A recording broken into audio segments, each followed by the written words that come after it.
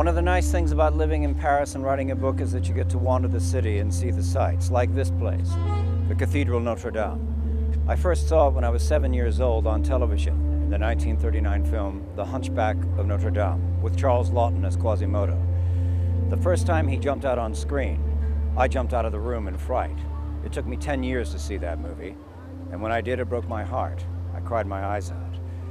So it's no secret that when I wrote book 1 of the Angelus trilogy, The Watchers, I borrowed heavily from Victor Hugo's story about a misshapen man who lives in a bell tower fighting to save the woman he loves. I also borrowed from the movie's film noir take on medieval Paris, where good and evil battle it out in a bell tower. And for Angel City, book 2 of the trilogy, I came back to Quasimodo's backyard, where a new battle kicks off between good and evil. A battle that could turn Paris into a dead zone for the next 10,000 years. A battle that kicks off on one of those.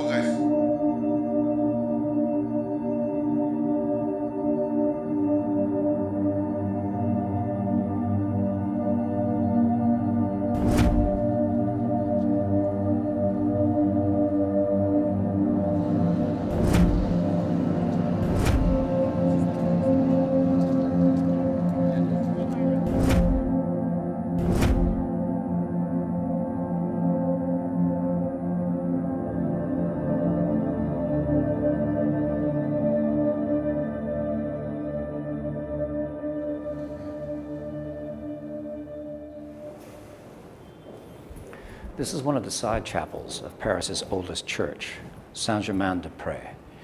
The great dead man behind me is the 17th century French philosopher and mathematician René Descartes. He came up with the Cartesian coordinate system and analytical geometry, kicking off the scientific revolution.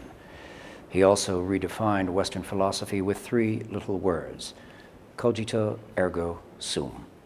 I think, therefore I am. The thing is, René Descartes died in Sweden in 1650, and as his body was returned to Paris for burial, bits of him began to disappear. Fingers and bones were turned into rings and jewelry, and somewhere along the line, someone cut off René Descartes' head. It made the rounds in the more fashionable salons of Paris, and people had the very odd habit of inscribing their names into his skull. It's down the road in another museum. That makes this chapel the perfect place for J. Harper, an amnesiac detective from another place who wanders the world with the voices of dead men in his head, to meet a defrocked priest wanted for murder named Astruc. From there, things go very bad, and Harper ends up deep underground.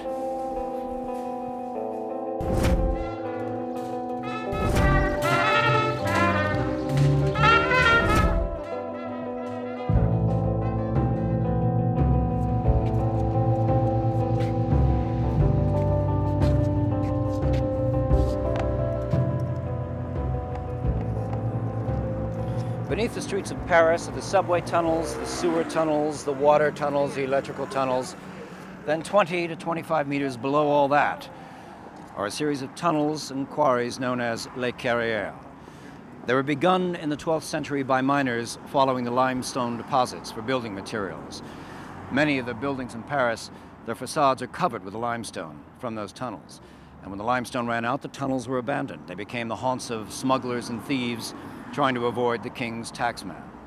Then plague came to Paris, and the streets were full with rotting corpses. There was no place to bury the dead.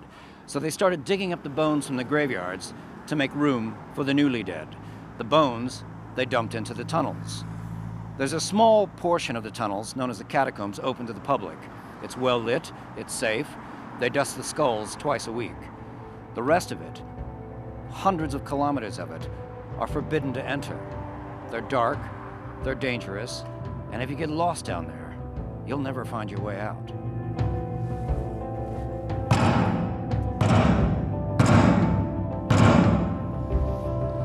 This is one of the doors to the forbidden tunnels under Paris. But that's not the door I took.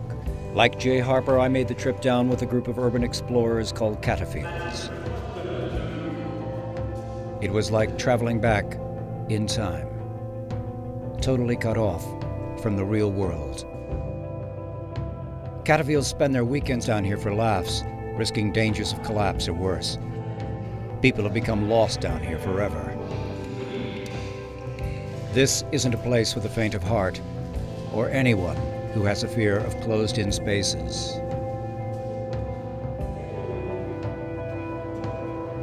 Down here, you meet the water table under Paris, and the clay floors are like quicksand. And when the lights go out, it's not just dark, it's the complete absence of light.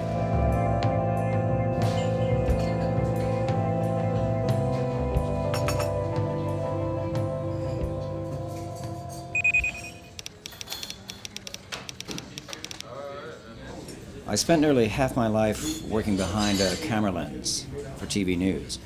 A lot of places I worked were okay. A lot of places I worked, too many, were bad. I've witnessed the slaughter of the innocent with my own eyes. A lot of times it seemed like I was on the front line of good and evil. By the time the Second Iraq War came around, I was in Baghdad, and I'd had enough. Evil had beaten the crap out of me, it seemed. I put my camera on the ground and quit. Moved to the south of France, starting writing about angels. My angels were worn out, battle-weary, suffering from post-traumatic stress disorder. A lot like me, I guess. And in writing the Angelus Trilogy, it sort of helped me work out a lot of my own emotions and feelings from the past.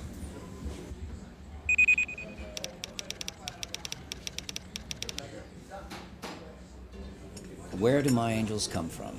No idea. In fact, the angels in Angel City, they have no idea where they come from either.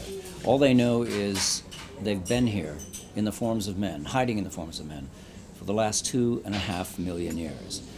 The bad angels, well, they rule the world from the shadows. The good angels, they work the same shadows, trying to save all that's left of paradise.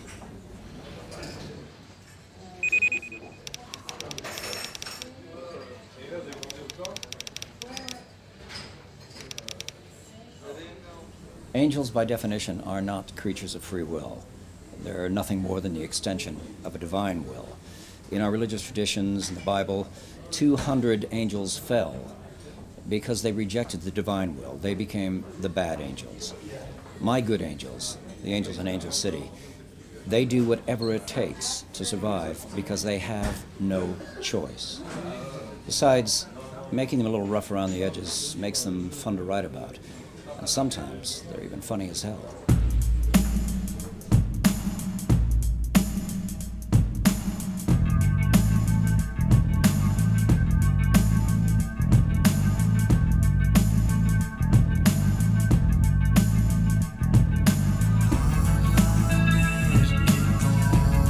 There's a line in the good book, Isaiah 21:6. Go, said a watchman, let him declare what he seeth. Those words brought me to Paris looking for a place called Angel City, because they call this town the City of Light. And where there's light, there are shadows, and that's where you have to look. Take a walk with Jay Harper deeper into the shadows, where the creatures we call angels dwell.